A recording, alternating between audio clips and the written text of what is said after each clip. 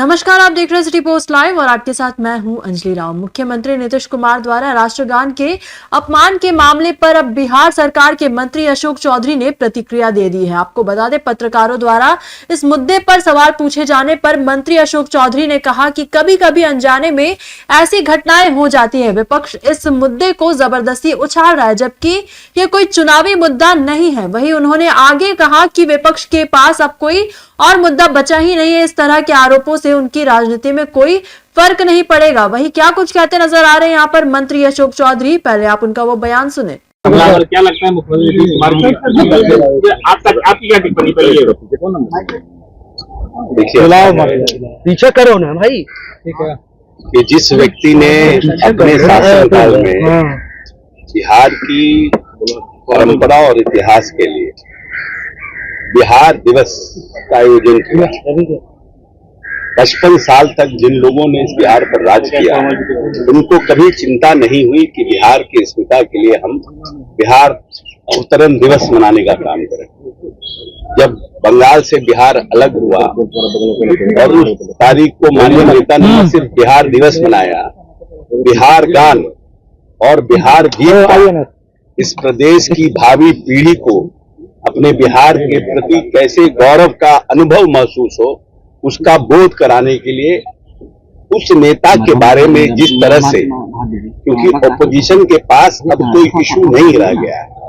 प्रगति यात्रा, नीतीश कुमार की प्रगति यात्रा के बाद और माननीय हमारे जो पांचों हमारे प्रदेश के अध्यक्ष हैं, उनके कार्यकर्ताओं की बैठक के बाद पूरा विपक्ष जो है हताश और निराश है। वो उन सब इश्यूज को इशू बनाने का कोशिश कर रहा है जो बिहार के चुनाव में इशू है ही नहीं। नीतीश कुमार को हिंदुस्तान के जनमानस के लिए भारत सरकार के केंद्रीय मंत्री रहे हों, बिहार सरकार के 20 साल से मुख्यमंत्री रहे हों, किसी व्यक्ति ने न कोई ईमानदारी पर, न उनके कर्तव्य निष्ठा पर या उनके कार्यशैली पर किसी ने प्रश्न चिन्ह उठाया। अब राष्ट्रगान के ऊपर जिस तरह का इशू इन लोगों ने क्रिएट किया है, तो ऐसा लगता है कि नीतीश कुमार से राष्ट्र विरोधी कोई है ही नहीं। ये तो कभी कभी जाने अनजाने में कुछ घटनाएं इस तरह की हो जाती है, जिसका आदमी, ये बात सत्य है कि नीतीश कुमार के लिए और नीतीश कुमार जैसे नेता के लिए अगर जिस शब्दों का ये लोग प्रयोग विपक्ष कर रहा है, ये खुद जिसके थाली में 75 तो छेद है, जिनका नेता से लेकर के उनका पूरा परिवार किस तरह से भ्रष्टाचार के आखंड में डूबा हुआ है, वो लोग आज नीतीश कुमार पर टीका टिप्पणी कर रहे हैं। नीतीश कुमार के राष्ट्रभक्ति, नीतीश कुमार के प्रदेश के राज्य के प्रति भक्ति, राज्य की आने वाली पीढ़ी के प्रति उनकी संवेदनशीलता, इस पर कोई प्रश्न चिन्ह उठा सकता है? ये बिना इशू का इशू उठा करके नीतीश कुमार को नीचा गिराने का विपक्ष की साजिश है।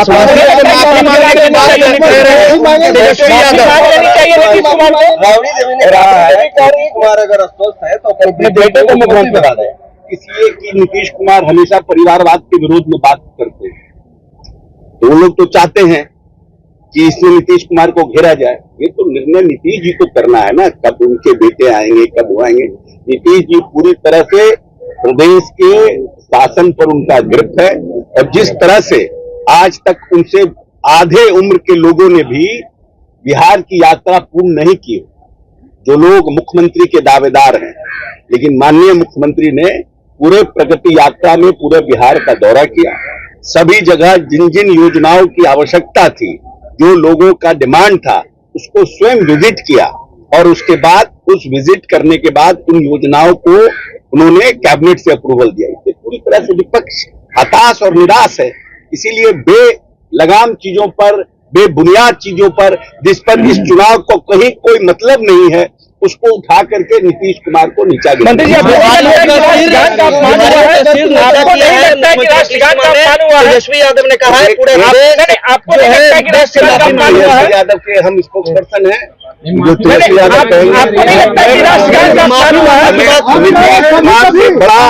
नीतीश कुमार से बड़ा हिंदुस्तान में कोई देशभक्त नहीं है।